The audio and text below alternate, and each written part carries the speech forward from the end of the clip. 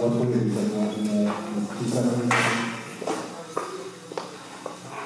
Ibyishimo dufite, aya mahoro dufite, uyu munezero dufite, ukuguca dufite, biterwa n'icyo wakoze wa munsi.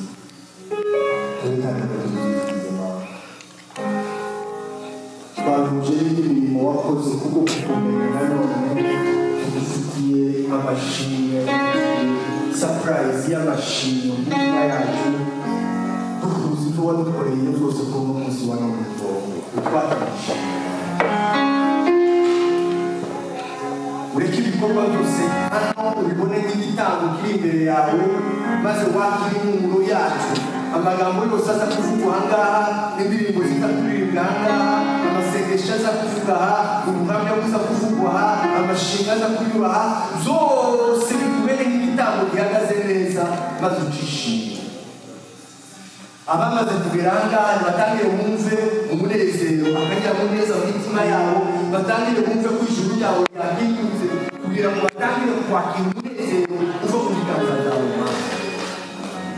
Turagushimira ijambo ryawe riza kumanuka ahantu, riza no mu butumwa nanone bwongera kubwira, kugira ngo imitima yacu irusheho guca. Abari mu marira ugubiza ubagire neza, abandi ahangaha bagubiza kumva bamerewe neza. Iyo presence yawe igari, abari kumwe nawe bahita bumva batangiye kumererwa neza. Niko babigishwa babivuze ngo twari ko tumva tumeze neza. Rero turakwegereje mu Rwanda, tuguhaye ano materaniro, turashyize mu biganza byawe. Ikintu cyose gikorwa hano kibe cyabaje gutunganyirizwa mu biganza byawe, utuduhereze tugikorera. Nibwo tuzana umusaruro, nibwo imitima igira, nibwo imibiri igira, nibwo ibitekerezo bigwangaruka, niba umunezero uba wuzuye. Iyo uri muri twebwe, iyo umwiza bwawe uri muri twebwe, umunezero wacu nawe. Turamushimira yuko uwatakaje atora none, uwari warabuze uno munsi ahabwa, uwari warabuze icyerekezo uno munsi akibona, uwari warabuze amahoro uno munsi agashikira, uwari warabuze agakiza uno munsi agashikira. Iyo wanezero uratanga mu mwami. Turagushima yuko unezero uno munsi wa none, kandi ukagabira abakozi.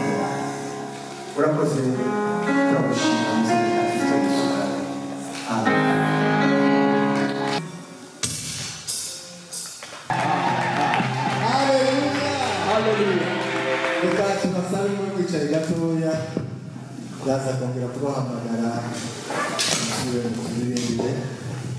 We're going to ask you to sit down.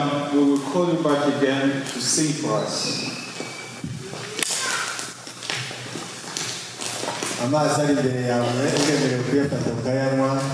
The water that's in front of you, you are welcome. You can drink it, so you will be toast.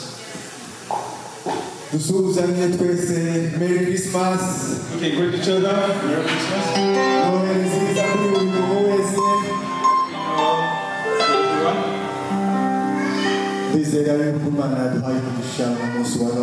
I believe that God can give us blessings today. Imana yahurije amashimwe yacu n'amashimwe ya Noel byose hamwe. Because God received our happiness and blessings and thanksgiving today with Christmas together. Imitima yacu irishimye. Our hearts are so blessed. Reka dusome ijambo rya Noheli. We're going to read the word of Christmas. Dusome Matayo 1:18 aho duhera. Matthew chapter 1, hanyuma tuze gukomeza verse 18. Haravuga ngo kuvuka kwa Yesu Kristo kwagenze gutya. Nyina Mariya yari yarasabwe na Yosefu, ariko yari ataramurongora, babona afite inda y'Umwuka Wera. Umugabo we Yosefu, kuko yari umukiranutsi kandi adashaka kumukoza isoni ku mugaragaro, yigira inama yo kumubenga rwihishwa. Akibitekereza, marayika Uwiteka Imana amubonekera mu nzozi ati, Yosefu mwene Dawidi, witinya kurongora umugeni wawe Mariya, kuko imbuto imurimo ari iy'Umwuka Wera. Azazara umuhungu uzamwita Yesu, kuko ari we uzakiza abantu be ibyaha byabo. Nuko ibyo byose byabereyeho kugira ngo ibyo umwami Imana yavugiye mu kanwa k'umuhanuzi umusore ngo dore umwari azasama inda kandi azabyara umuhungu azamwita Emmanuel, bisobanura ngo Imana iri kumwe natwe. Amen. Amen. Let's read in Jesus' name. Matthew chapter 1 verse 18. This was how the birth of Jesus Christ took place. His mother Mary was engaged to Joseph, but before they were married, she found out that she was going to have a baby by the Holy Spirit. Joseph was a man who always did what was right, but he did not want to disgrace Mary publicly. So he made a plan to break the engagement privately. While he was thinking about it, an angel of the Lord appeared to him in a dream and said, Joseph, descendant of David, do not afraid to take Mary to be your wife, for it is by the Holy Spirit that he has conceived. She will have a son, and we will name him Jesus, because he will save his people from their sins. Now all this happened in order to make true what the Lord has said through the prophet. A virgin will become pregnant and have a son, and he will be called Emmanuel, which means God is with us. Amen. Hallelujah.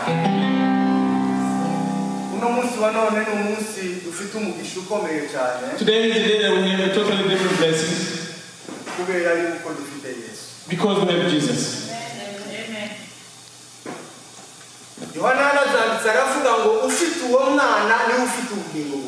John wrote and said, if you have that child is the one who has eternal life.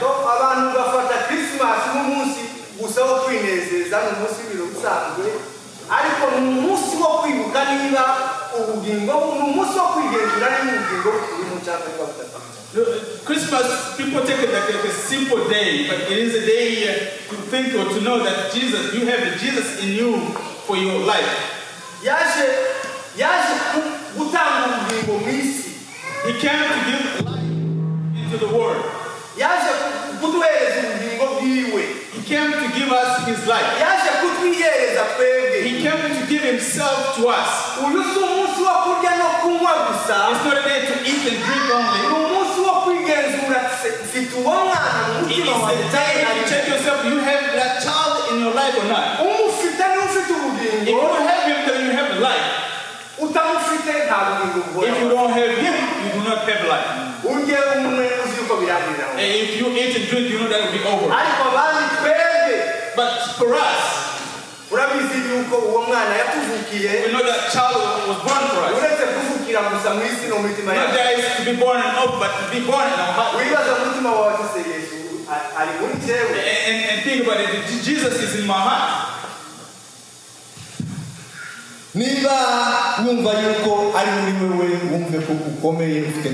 If you feel like Jesus is in you, feel like it's strong and you have a life.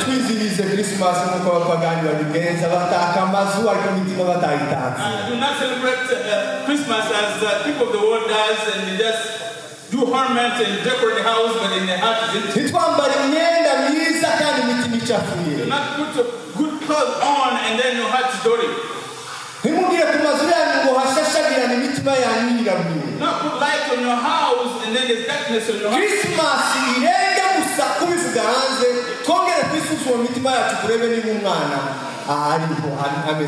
Let's pass Christmas in our holiday, everyday life, but check our heart to see Christmas is really that Jesus is in us. And so we celebrate and say to your brother, Merry Christmas. And Happy Christmas is all by the one that's outside. But this Christmas in our heart. All of you that are here today, welcome. nubwo wenda twicaye kuko ariko ntibiduhereze umwanya wo kuganira kuko wegeranye n'abandi cyangwa mwerekeranye ngo muze murebane muvugane oya dukurikiranire hano tuguze tujane n'ijambo It doesn't matter the way you are sitting, do not have a room to talk to each other, but please pay attention to what's going on here. abantu bose batuye muri rale bahanuke tubakomera amashyi. For those that live in Raleigh, please stand up. abantu batuye muri rale bose bahanuke.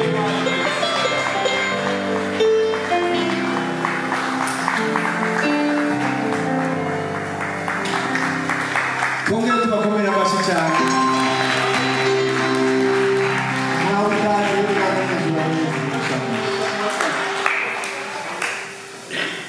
abavandimwe bacu baturutse cyangwa itakura niba bari aha ngaha hanuke tubakomera amashyi. Kubongera amashyi cyane kuba baje gusangira natwe Imana yakoze. Dari una pastor hano Robert Manuel Zimushabishi para la mama abaririmbyi mwese turabishimiye. The ladies, the singers, we're very happy. Dufite abandi bantu abavuye Kentucky bazamura amaboko. Those that came from Kentucky, please raise your hand. Abavuye Tennessee bahanuke nabo.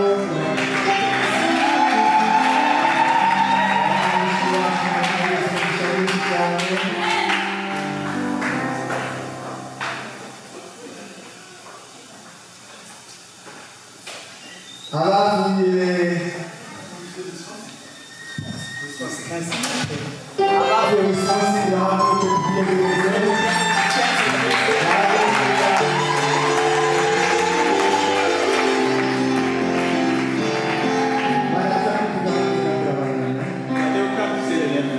Abavuye Ohio bahanuke Those that came from tubiyegereze. Ohio, please.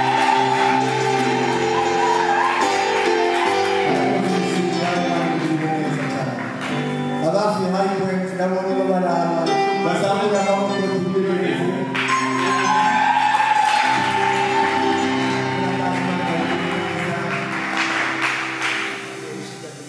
Abavuye Michigan bahanuke nabo tubakomera amashyi cyane. Michigan, if you are in the house, please stand up. Tuba bahageze nabo.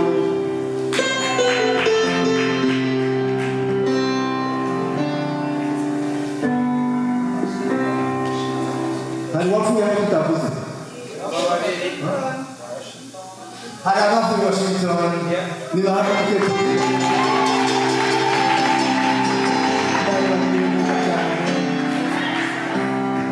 hari abavuye Texas niba bari aha nibahanuke tubyegereze.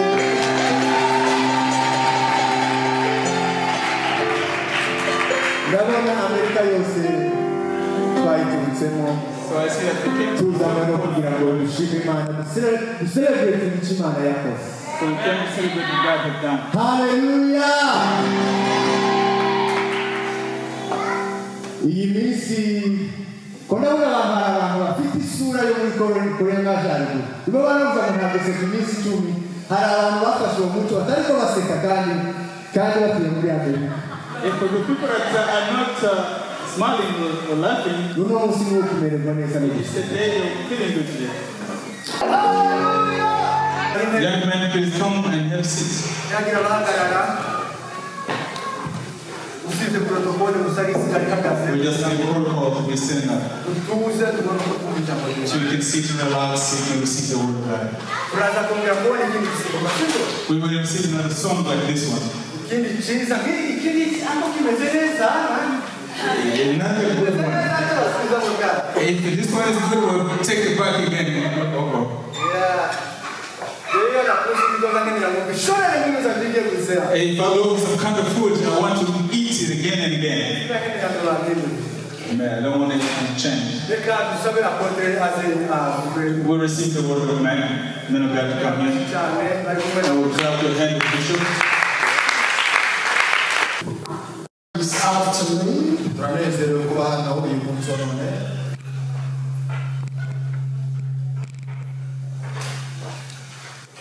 my name's Apostle Sean. nitwa Apostle John. And my translator is Bishop Faustin. Naye nitwa Faustin. Maybe we're not going to have any more introduction. Tutabona mwanya uhagije wo kwivuga twese. But that's who we are. That's who we are. Uko niko turi. We live in Wisconsin, Dutuye Wisconsin, a land of milk, igihugu kirimo amata menshi kuko dufite abakozi benshi cyane, and a land of snow and cold. kandi na snow nyinshi n'imbeho ngubu ntawe ujya hanze yambaye nk'uko twambaye. But we are so glad to come here and feel the world again. Turanezerewe kandi tugaruka hano n'uburyo mwatwakiriye kandi murakoze. Amen. I have been given a few minutes. Dufite iminota mike. But in my few minutes, I like to ask for a favor. Ndashaka kugira ngo mugire imbabazi. I am used to preach 5 minutes to 60 minutes. Hari igihe bwiriza iminota itanu cyangwa itandatu. 60. Isaha yose. But I would like to do me a favor. Ndagira ngo mugire imbabazi. We are here to thank the Lord. Turi hano kugira ngo duhimbaze Imana, dushime Imana. If I call you randomly, if I call somebody randomly, Ati ninguhamagara tuburanye. I know that you can give a testimony Ati ndazi ko ushobora gutanga ubuhamya of the things that God has done for you. kubw'ibyo Imana yagukoreye. Because this far that we are, Ati aha ngaha turi, it is because of the great mighty name of God. ati impamvu n'ibikomeye y'Imana. It's not because Him alone, Ntabwo ari wowe wenyine gusa. because I know where God has brought me far from. Ati nanjye nzi aho Imana yampaye. Hallelujah. So in 2 minutes, Mu minota ibiri, I need you to stand up on your feet, ndagira ngo wongere uhaguruke ku maguru yawe and I need you to lift your hands up. kandi uzamure ibiganza byawe And I need you to open your mouth kandi ubumbure akanwa kawe and begin to thank the Lord ushima how good He is to you. Imana nziza. Open your mouth Uvugane n'Imana. and declare His goodness, and declare His mercies, and declare His faithfulness, and declare His greatness, declare His great mighty. I need you to open your mouth and thank the Lord because He is good, because He's great. His name endures forever. His love endures forever. Can't hear nobody. I can't hear nobody.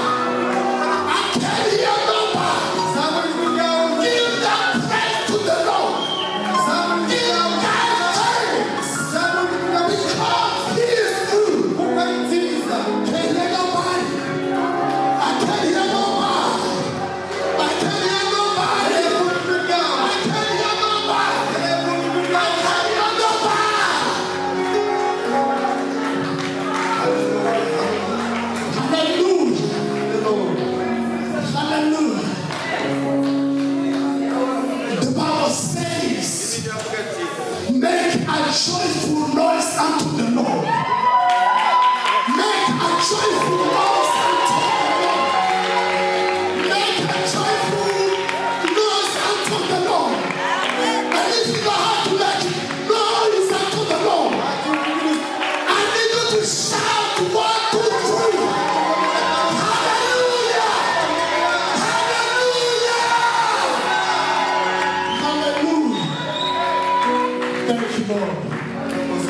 And while you are still standing up, Tugihagaze, let's read a little word from the book of Psalms, reka dusome amagambo avuye muri Zaburi chapter 27. 27, chapter 27, verse 45. 27 murongo 4 to 5. 4 na 5 And 13 and 14. na 13 na 14.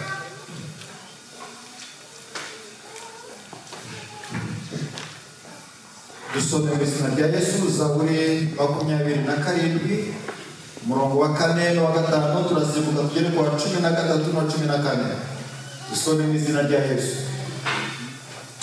Icyo nsaba Uwiteka ni kimwe, nicyo nzajya nshaka, ni ukuba mu nzu y'Uwiteka iminsi yose nkiriho, nkareba ubwiza bw'Uwiteka, nkitegereza urusengero rwe. Kuko ku munsi w'amakuba azandimisha kumisha mu ihema rye, mu bwihisho bwo mu ihema rye niho azamisha, azanshyira hejuru amagarike ku gitare. 13 mba nararabye iyo nizera ko nzareba kugira neza k'Uwiteka mu isi y'ababaho.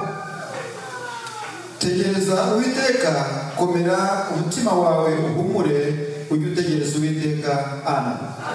And Father, Lord, in the name of Jesus, as I'm bringing this word to people, I'm nothing, I'm empty, but I ask you to fill me and let your Holy Spirit be the teacher. I pray this in Jesus' name. We may say amen. Amen. And be seated in the presence of God. Twicare mu bwiza bw'Imana.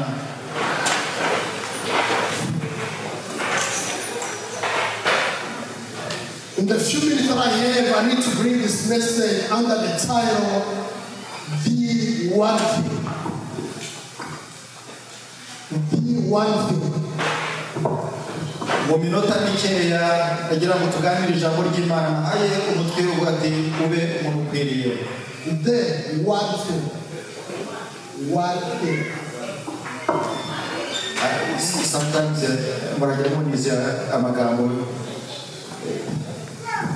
ururimi rugenda ruvuga amahoro.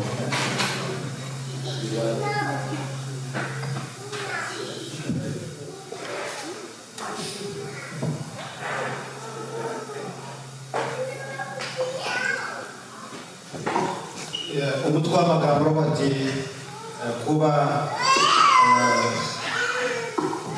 kimwe cyangwa se kuba umuntu umwe. Kuba ikintu kimwe. One thing. Okay.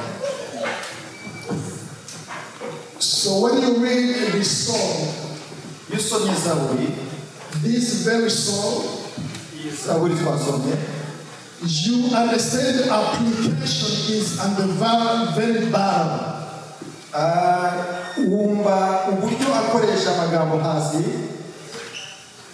The application is at the end. Uburyo shimwe mu bikorwa buri hasi cyane hano. The very end. Hasi uburyo kurangiza. But before you get to the very end, ariko utaragera hasi urangize, then David had a prayer. Dawudi yari afite isengesho. He said, the one thing. Aravuga ati ikintu kimwe nsaba. If I do this one thing, ati nimbona ikintu kimwe gusa, then verse 13 says, I will receive the goodness of God. ati umurongo wa 13 aravuga ati nzabona kugira neza kw'Imana. Verse 4 says, if I do one thing, ati umurongo wa 4 aravuga ati ningira ikintu kimwe gusa. then verse 13 tells us, I will receive the goodness of God. ati umurongo wa 13 aravuga ati nzabona kugira neza kw'Imana. How many of you need to see the goodness of God? Bangaye muri twebwe bakeneye kubona ubwiza bw'Imana. Amen. Some few of us. Bake muri twebwe. Some few of us need to see the goodness of God. It's okay. Bake muri twebwe ni bakeneye kubona ubwiza bw'Imana. But I need to tell you how to get to the goodness of God. ariko nagira mubwire uburyo wabona ubwiza bw'Imana. Get to the goodness of God. uburyo wagera ku bwiza bw'Imana. Before you can't get to the goodness of God. ati mbere yo kugera ku bwiza bw'Imana. You gotta do this one thing. ati hari ikintu ugomba gukora. And David said, Dawudi aravuga ati the one thing that I ask of the Lord, ati ikintu nsaba Uwiteka ni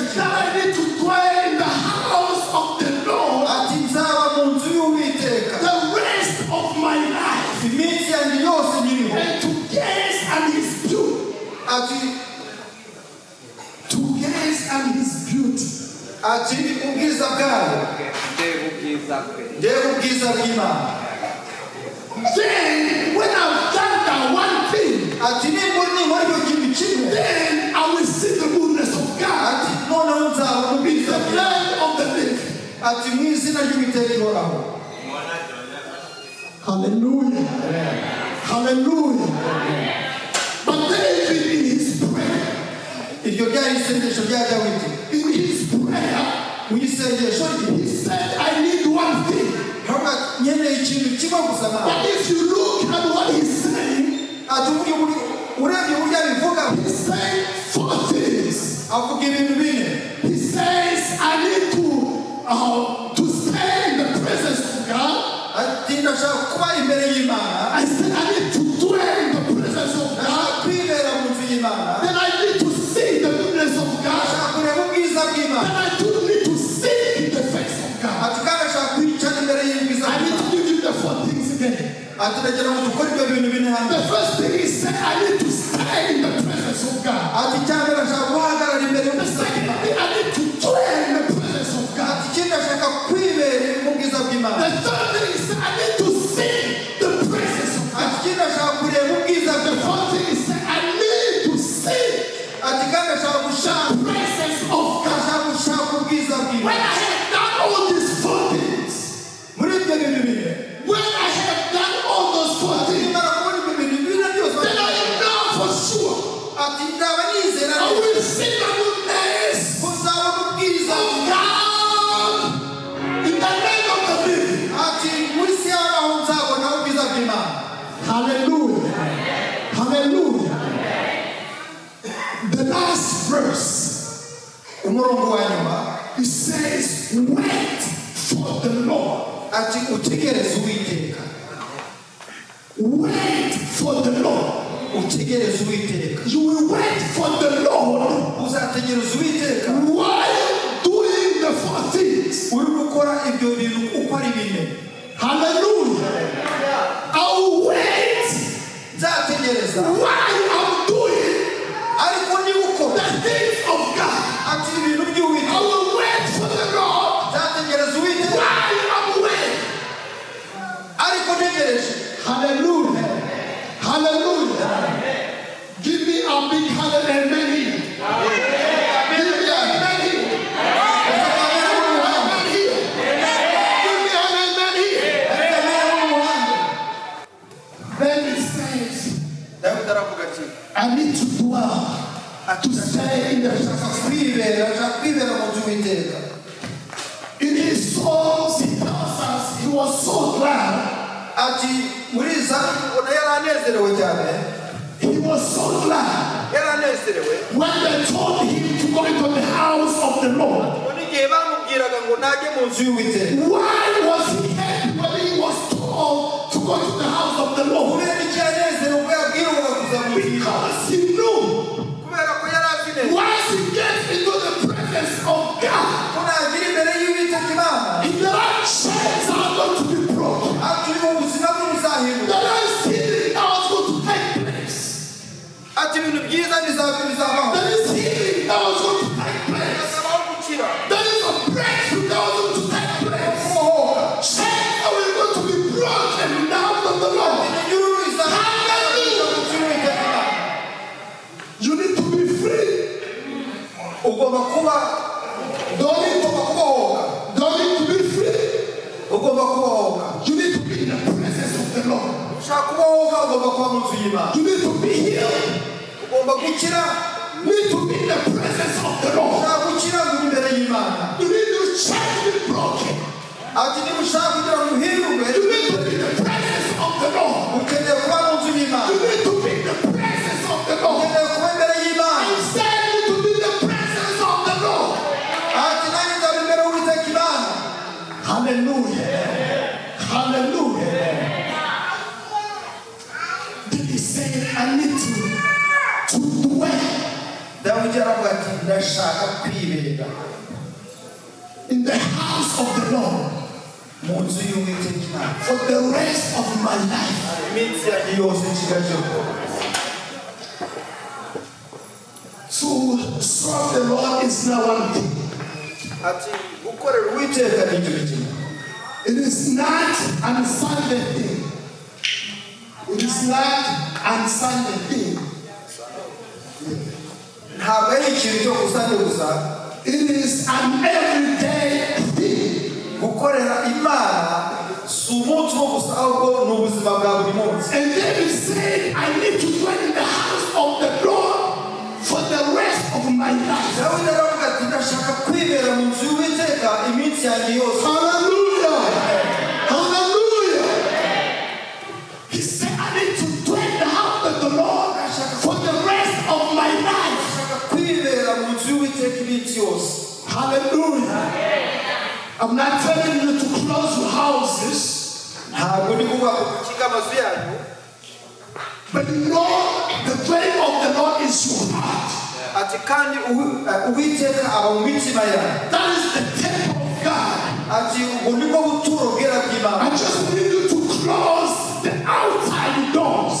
Ati ndagira ngo ukinge imiryango yo hanze. But open the inside doors. Ariko ukingure umutima w'Imana. That God can have enough dwelling. Kugira ngo Imana igire ubwicaro umutima wawe. So that the presence of God can have place in you. Kugira ngo ubwiza bw'Imana bugaragare muri wowe. So that the move of God can dwell in you. Kugira ngo ubwiza bw'Imana bube muri wowe. So you can be the good vessel of the Lord. Kugira ngo ube igikoresho kizima cy'Uwiteka. Hallelujah. Hallelujah. Hallelujah. Hallelujah. All right, let me sit down. David said, I need to see the beauty of the Lord. Aravuga ati kandi ndashaka kureba ubwiza bw'Imana.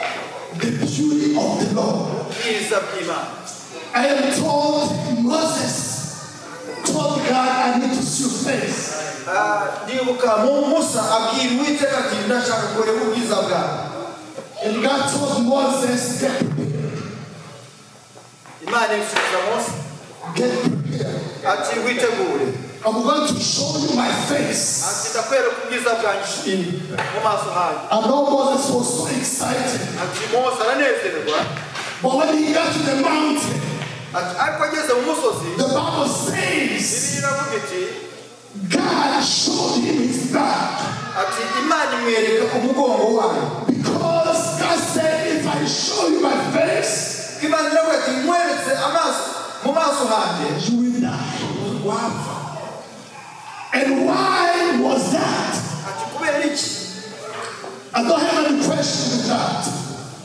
Because my God is our Father. Ati Imana yacu ni data wacu. And sometimes he does so many things that even we know that he's a man. Ati kenshi ikora ibintu byinshi cyane tutakeka n'ubwo yakora. Sometimes we think that he's a mother too. He's a mother. Ati igakora ibintu birenze tukibwira ko ari na mama. Why do I say that? Kubera iki mvuga gutyo? Because our mamas, Kubera ko abamama they carry the babies on the back ati batwara abana ku migongo all the times. buri gihe cyose. And God said, Ati Imana iravuga iti listen to me, listen to me. ati reka nyumviriza. Moses, Musa don't worry. ntugire ikibazo. If you don't see my face, Ati ugomba kureba mu maso. I'm going to carry you on my back. Ati nzaguheka ku mugongo. When you have my problem, Nzaguheka. I'm carrying you on my back. When you are sick, I'm carrying you on my Ntugire back. intege nke nzagushyira ku mugongo. Whenever you have a problem, Ntugire ikibazo. I'm carrying you on my back. I am carrying you on my back. Ati nzakwereka iki- Hallelujah! Hallelujah. God is carrying you on his back. Ati Imana iraguhetse ku My mugongo. brother, God is carrying you on his back. Mwene data Imana My iraguhetse. sister, God is carrying you on his back. Sister Imana iraguhetse. Hallelujah! Amen. Amen. Hallelujah. The last thing that David was asking God, Hari ibintu Imana Dawudi yasabaga Uwiteka Imana. let's just finish here. Reka turangirize ibi ngibi. David said, I need of the Lord. Dawidi aravuga ati ndashaka gushaka ubwiza bw'Imana. In English, say to seek. Right. And why do we seek the face of God? Listen to me. Why do we seek the face of God? Understanding the face of God in terms of a human being.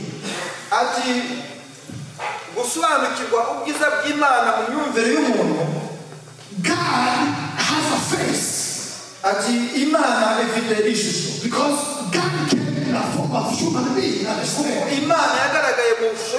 Jesus came as a human being. We see his face. Hallelujah. Moses David said, I need to seek the face of the Lord. David said, I need to seek the face of the Lord.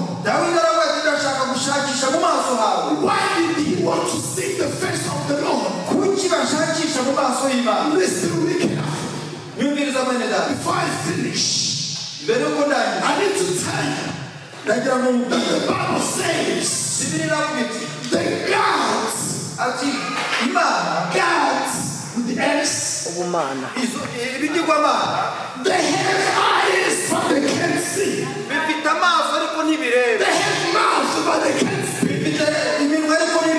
But our God, he has mouth to speak. He has ears and he hears. When we try to hear, he hears us. When we speak, ask him, he speaks to us. That's our God. That's our God. And David said, I need to seek his face. Because I know he has ears. That he hears when I cry. And I know he has mouth. He has a living word. I need the word from the mouth of the Lord. I need the word that changes my life. I need the word that hits my soul. I need the word that comforts me. Hallelujah. Hallelujah. David said, I need to seek the face of the Lord. Because I know he has the mouth. And it's going to speak to me. When he speaks to me, he gives me direction. When he speaks to me, he assures my healing. When he speaks to me, he blesses me. When he speaks to me, he tells me there are doors that are going to be open. When he speaks to me, I know my life is going to be different. That's why I need to seek his face. Because I know I will see the goodness of God. Hallelujah. Hallelujah. The last one says, wait. Wait for the Lord. How many of you are waiting on the Lord? How many of you are waiting on the Lord? And tonight, you are going to see the goodness of the God in the Lord. Hallelujah! Hallelujah! Hallelujah! Hallelujah!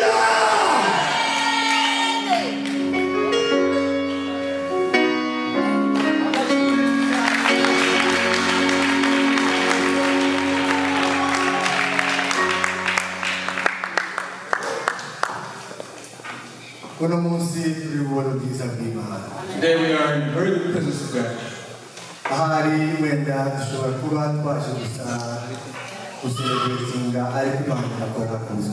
You may be here today just to celebrate, but God will go to change your life.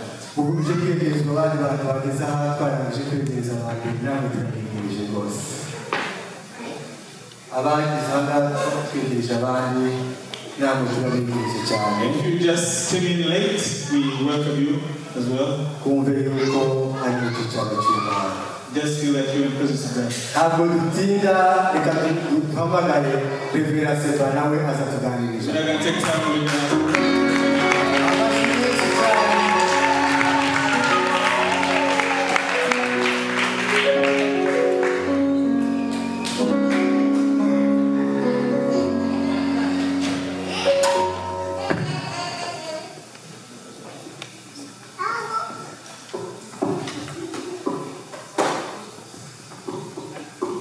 Imana icyubahiro.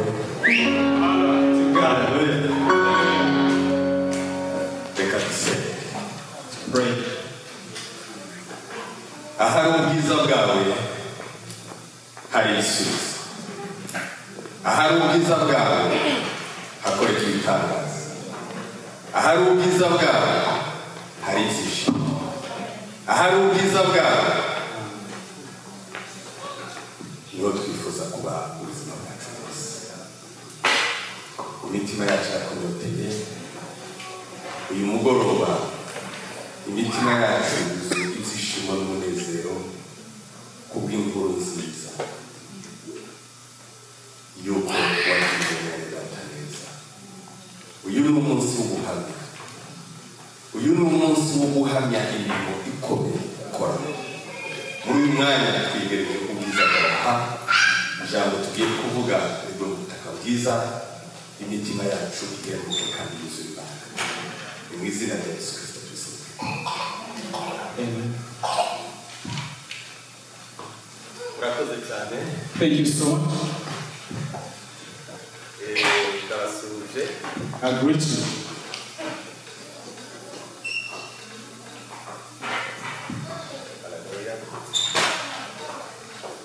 Hallelujah. Turabasuhuje mwese aho muri. We greet you everywhere you are. Njyewe nita Sebakia. My name is Bakirisito. Kunda Yesu umwana w'umukiza wawe. And God is our Lord and Savior.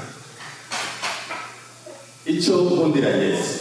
One thing I love about Jesus nuko yahindura ubuzima bwacu. is because it changed my life.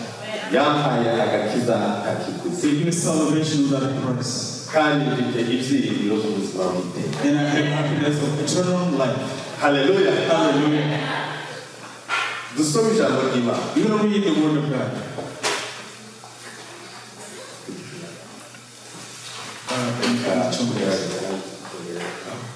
Ni agidufasha dusomere Ikinyarwanda na dusomere Yesaya igice cy'icenda umurongo wa 5.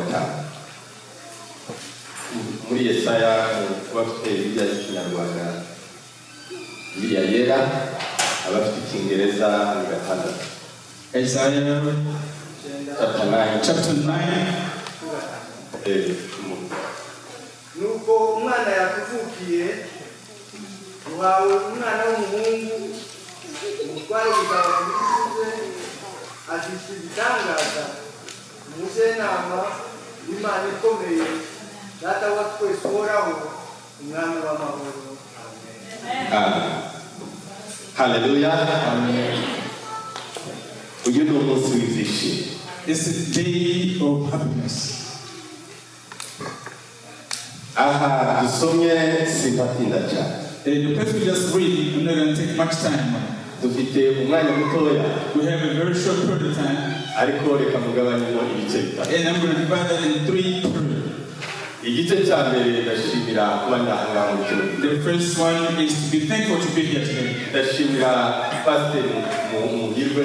I'm so thankful for Pastor Mumashimwe. Ni inshuti yanjye. It's my friend. Twamenyanye mu murimo w'Imana. I know him in the Word of God. Kandi niko dufite uburemere bunini mu mitima yacu. And that's what is the heaviness in our hearts. Ndashaka kubabwira yuko mufite amahirwe kuba mufite uyu munsi. I want to tell you that you're blessed to have that parent. Ni umuntu w'urukundo. It's a loving man. Ni umuntu uca bugufi. It's a humble man. Ni umujyanama mwiza. He gives good advice.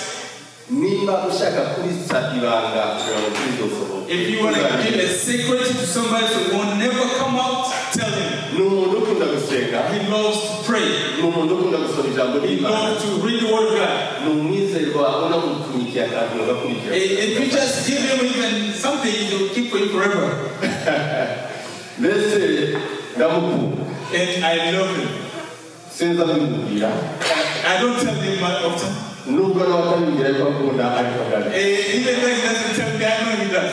Icyo dukundanira What we love each other about nuko Kristo ari muri twe. is because Christ is in us. Iyo Kristo ari muri wewe, When Christ is in you, byanga byakunda. believe it or not, Iyo uhuye n'undi Kristo ari muri we, when you meet someone else who Christ is in him, biza bimera kanisa bibiri. it's just better.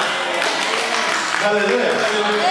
Hazahabaho breakthrough cyangwa hazabaho upenyo. There's a penetration between the two souls that comes Kuzuzanya. to fulfill each other Kwikirizanya. and Kwikirizanya. to lifting up each other. Ndashima yuko yantumye kubahaga. I thank you to invite Kandi us iyo bigeze ahantu h'ubuhamya, when you get to testimony, nanjye ndi umwe mu bo Imana yakoreye. and I'm one of the people that God has done something to. Yesu Kristo ntiyaje ari impano gusa isanzwe, Christ didn't come just to help to be like yaje ari impano y'ubugingo, It came as a gift of life. yaje ari impano y'agakiza. It's a gift of salvation. Agakiza ko mu mitima Salvation of heart n'agakiza ko mu mubiri. and the salvation of our body. Jewe navukiye mu nzu y'abakizwa, I was born in a house of data Christians ni umupastor. and my father was a pastor. Ariko nageze igihe ndayobora mu nzira z'Imana. And I get to a point where I'm Iyo going to pray. nagarukiye Imana, And when I return to God, nibajije uburyo ngomba kubaho mu Mana. I want to think, how would I live in Kuko God? nari ndwaye indwara ya asima And I was sick as asthma n'indwara igisha sogoko. and the disease that killed my grandpa. Kandi no mu muryango turagira abantu barwaye asima. And then in the family we have people that have radio. Ndatekereza ndetse uko nizeye Yesu. And then I was like, I believe Jesus. Kandi Kristo akaba atuye muri And njyewe. Christ is in me. Nzagenda mpamya gute Kristo kandi ndwara. How am I going to give Jesus testimony when I'm sick? Kumva biteye isoni kuvuga Imana ikomeye. And I feel ashamed to say that God is powerful. Yesaya yarahanuye. Isaiah prophesied. Aravuga ngo duhawe umwana w'umuhungu. But we're giving this message. Azitwa igitangaza, We will be called umujyanama, a counselor. Imana ikomeye. God who's powerful. Reka mvuge gusa ko aya mazina abiri. Let me just go for those two names. Igitangaza, Miracle. reka mvuge igitangaza Imana ikomeye. Aya magambo. Powerful God is miracle. Aya magambo abiri niyo ngiye kuvuga. All those two old women. Niba twizeye Yesu Kristo If we umwami, believe in Christ Jesus, niba Kristo atuye muri if twebwe, Christ lives in us, ni ukuvuga ngo dutunze ibitangaza muri twe, that means we have miracle in us. dutunze Imana ikomeye muri twe. We have the God who is powerful. Igomba gukora When He wants to work kandi tukabihamya. and we give testimony. Niyo mpamvu nagira isoni zo guhamya That's Kristo why I'm not ashamed to mu buzima bwanjye, in my life. kuko ntacyo yigeze inanirwa. Because there's nothing that He's not able to do. Naragiye ndasenga, I went and prayed. mbwira Imana amagambo. And I told God two things. Ndayibwira ngo sinzohamya Imana idashoboye. And I will not testify God who cannot do anything. Niba bashoboye zose, If you're able to do everything, iyi asima igomba kuvaho. the asthma needs to go away. Ibintu ni bibiri. Things are two. Asima isohoke kuko umwuka wa Satani. Asthma will come out because that's the best spiritual. Abemera yuko indwara zose zikomoka kuri Satani. Those who believe that all the diseases come from the devil, raise your hand. Narizera yuko Yesu Kristo ari we gakiza kacu. And those who believe that Jesus is our salvation and Savior. Ni ibintu bibiri. It's just two things. Turi umubiri, We are the body. iyi ni inzu y'Imana. It's the house of the Lord.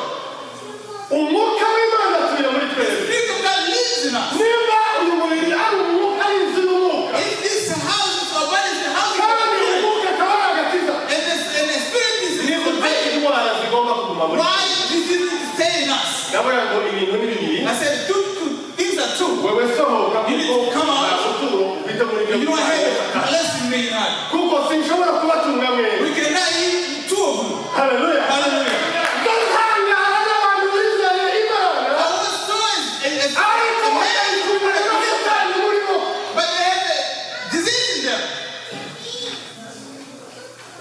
ugomba gutunga Kristo muri wewe You have to have Christ in you akaba igisubizo cy'ibibazo and be the answer of all the questions that you have. cyangwa ukabaho inzu yawe yuzuye amaganya n'amarira And you have a body that's full of sickness and sorrows kubera yuko utarakira Imana. because you never received Christ. Haleluya. Hallelujah. ndashima Imana I'm so thankful to God ku mirimo yakoze umugaragu wawe. for the work that they have done to our brother. Pastor yarambwiye Pastor told me umugaragu w'Imana yararwaye cancer. that the servant of God had cancer ararwara and he got sick. tugera aho abantu bose kandi gukuraho amaso And everybody just said that God will just take you. ariko Imana iramukiza. But God told him. bindibutsa ijambo Pawulo yanditse It reminds me the word of God. And I was sick for him. And I was close to that. But the hand of God that is strong, that miracle, it helped me. uyu munsi turahanga Today we are here dushima to be thankful kubw'imirimo myiza yakoze. to the great work that God has done for me. Yesu Kristo Jesus Christ, yaje muri iyi si he came to this world ari impano as a gift yujuje izo dukeneye zose. that is full of everything that we need. hari igihe no gufungira akadobo I may give you a gift kakuzana ikuzo and give you a clothes, ariko wadukeneye icyo kurya. but you need food. no kuzanira izo kurya And I may bring you food, ariko udafite izishimo. but you don't have happiness. naguhereza intebe I may give you chairs, ariko simpa amahoro. but I won't give you peace. ariko Yesu Kristo But Jesus Christ, yaje ari impano nzima itunganye kandi ikwiye muze dukeneye zose muri ubu buzima bwacu bwa buri munsi. wakiriye Yesu koko Have you received Jesus deeply? Really? Yesu wuzuye cyangwa ubitse Jesus was full or half? haleluya. Hallelujah. ijambo ry'Imana The word of God riratubwira tells us ngo Yohana ari mu murimo when John was in prison ngo yumva amakuru ya Yesu and he heard the news of Jesus ngo atuma abigishwa and he sent the disciples. arabwira ngo mugende mu And they go and ask him, ni wewe twari dutegereje "Is you that we were waiting? cyangwa dukomeze dutegereze. Oh, we need to keep the city and wait." Yesu arabasubiza And Jesus answered, ati mugende mubabwire izo mwabonye "Go izo tell them mwumvise what n'izo you mwabonye." see and what you heard. abarwayi ko barakira, The sick are getting healed, impyiko zirahumuka, the blind they see, ibipfamatwi ko birumva, the deaf can hear, abapfuye ko barazuka, those that are dead are raised. ubutumwa ko burabwirizwa. The word of God is being preached.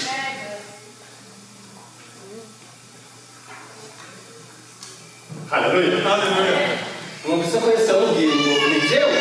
Did you hear that Jesus told them that it's me? Mwigeze mwumva yuko Yesu yavuze ati bategereze? Did you hear Jesus told them to go tell them to wait? Yaramusubije Answered him. amubwira ibyo ariko yumva, ibyo barimo bumva n'ibyo babonye. To tell people what they've heard and what they've seen. Niki mwumvise kuri Kristo? What have you heard to Jesus? Niki wabonye muri Kristo? What have you seen in Christ? Kuva aho wakirijwe ukakira Yesu nk'umwami. That you've been baptized and received him as Christ. Niki wabwira undi? What can you tell somebody else? Hello? Hello. Ufite ubuhamya? Do you have a testimony?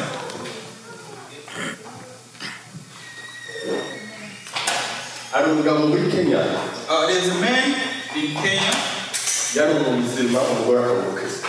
He was a Muslim and the wife was a Christian. Noneho uwo mugabo agenda muri Arabie Saoudite. And then the man went to the Arab Emirates. Noneho amaze kugerayo ajya mu bintu by'umwuka. And when he got there, he went into the spirits. Noneho aza afite intego yo guprotectinga umuryango wiwe. So he came with a plan to protect his family. Noneho umwana wiwe waratangiye umwana wiwe guhaguruka atangiye gufata imeza z'umwuka. When the child was going to stand up, to hold the table and move around,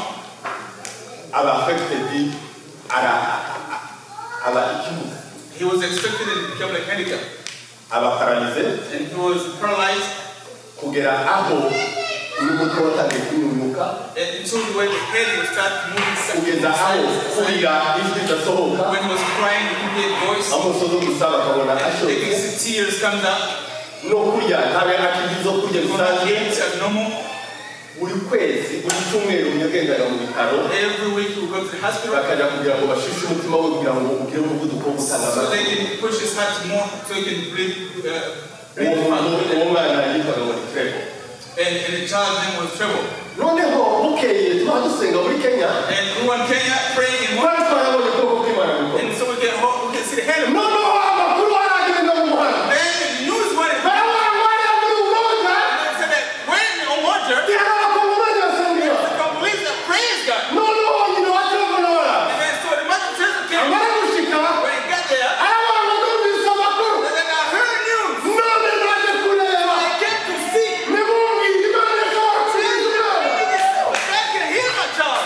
ndamubwira ati nimba waje ari amakuru yakuzanye If you came, I told her, if you came and it was just news that ejo wumvise yakuzanye ikimenyetso it will be a sign. turagenda So we went. jana n'undi musore ngo ni And went mubwiza to the young man. n'undi musore ngo ni James mubwiza And then another man named Jason Peterson. n'undi mvuga ngo ni Gaju And then another man who's from Gaza in Missouri. noneho tugezeyo So when we got there, abakenya bagira gahunda yo gutanga umugati n'icyayi. Kenyans have a tradition of giving tea and bread. twareze umwana And we hold the baby kumureba gusa n'amaso to look kwizera him in the eye. kugira ngo ahangaha yo kubishoboka. And our faith told us that hari ikibazo kimwe uzuhura nacyo sometimes you get to a difficulty, wagera aho ngaho ukumva yuko and bidashoboka. when you get it, you'll be like, this is it. ariko ndagira ngo nkubwire I want to tell you, umwana twahawe child will be n'Imana ikomeye n'igitangaza Imana ishobora byose.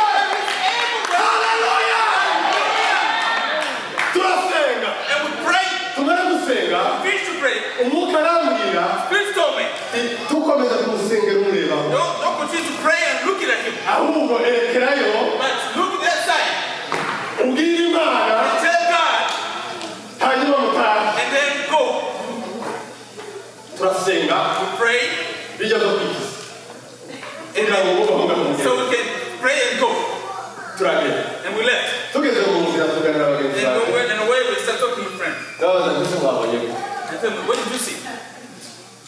batinda gusubiza ariko numva icyo bavuze mu bw'ubwo It butizenga took a little bit long to respond, so I bukeye nababwiye bamwe muri twe duhagarara tugende in turamusengera the morning I told them, go back there, go pray again. bagira impamvu z'uko tudashobora And kugenda they have difficulty to accept to go. nafashe gahunda n'abamureka ngende kugira And Imana then I was like, oh, let me take the decision to go and touch God. uko Imana yoshobora kuguhereza korogate And God can give you a call like a toothpaste.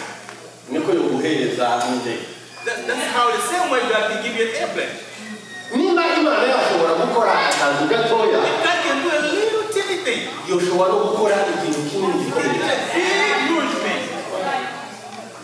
ingaruka tugira twebwe The things that we get by, ni ukubera kutizera kubera ibyo twabonye we have a poor faith. ariko Imana irakomeye cyane kuruta ibigaragara God is very strong. kandi Imana ikora ibirenze ibyo twibwira n'imigambi yayo ni myiza cyane n'imyenda yayo iruta ibyo tubona. Haleluya! kubwo gusoza When we finished, twaramusengeye we went and prayed. iyindi minsi ibiri Another 2 days, Imana iratubwira ngo God told us nimumubwira butari and to tell them to take him to abaganga barahindura amagambo yabo and the doctors that agezeyo got there, baravuga ngo umwana amaraso karagenda neza atazongera gukora kino kintu. everyone said the blood is running, he's not going to do this again. Haleluya! tugarutse When we came back, turabaza yaduhamagaye akiri kurya and then she called us when he was at aravuga ngo Imana yanjye yakoze your God is have done something. ndamubwira ati ntabwo ari Imana yacu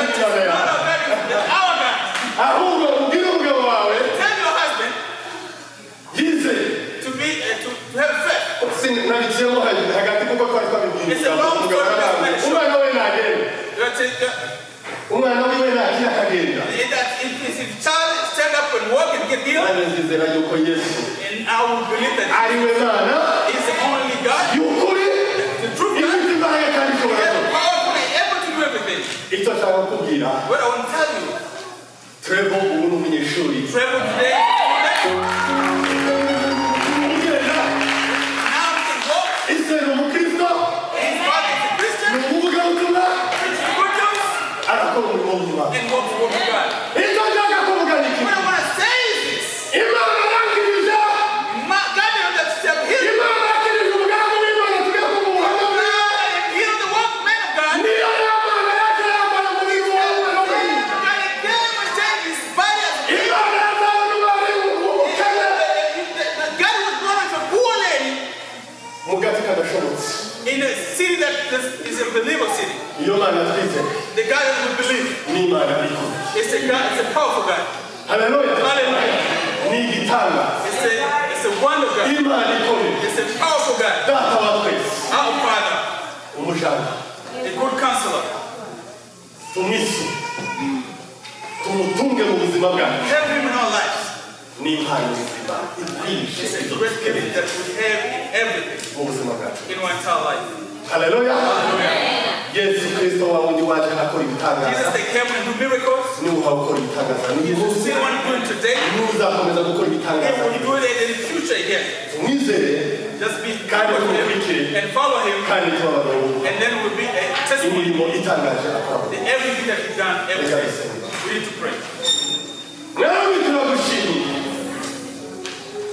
uri Imana idahinduka uri uko wahoze kuva kera turi abagabo bo guhamya izo bwiza uri Imana idahinduka tugira ishusho yo kugashuka uri Imana itazadusiga uri Imana itazaduhana na hato ndagushimiye yuko wakoze ibikomeye muri uyu muhanzi uyu munsi tukaba tuje ahangaha tuje gutegera kandi ibyo turwangaha tugenda tubihamya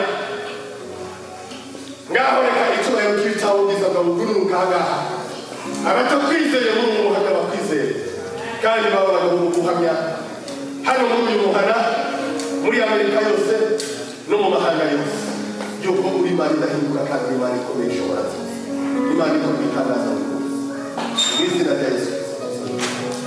Amen.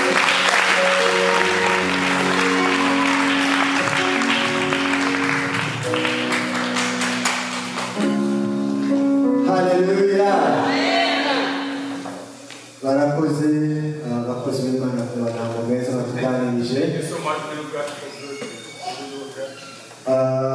Nubona umuntu ariko amwizuga akamuha ibiyobyabwenge uzamubwire ngo niba ashaka kubireka azabaze n'umugabo. If you see someone drinking alcohol or smoking, Iya you have to come see this man. iyo abona umuntu yasinze yanyoye wenda agacupa kamwe cyangwa tubiri uba azatangara. If you see someone who get drunk by one bottle or two, he's throwing his hands. Uyu yacaga mu makompetisiyo yo kunywa inzoga. He used to go to competition of drinking alcohol. Yacaga mu makompetisiyo y'abajya bitera umuntu mu maraso. And he used to go to competition of those that get injection in drugs. Ariko Imana yaramukijije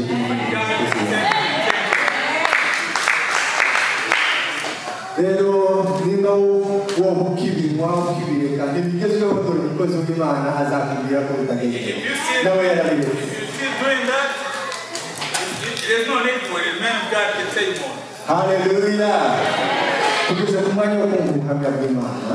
It's good time to hear the testimony.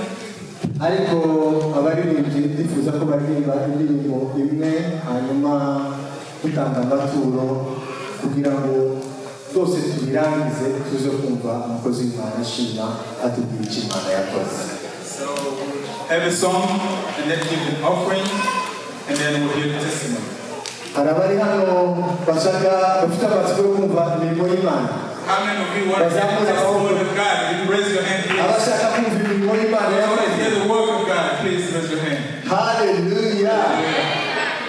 Turaza kumva umukozi w'Imana atangirira hanyuma reka tusobanurire baza turirimbire. Yes. abafite amaturo bayatanga, abafite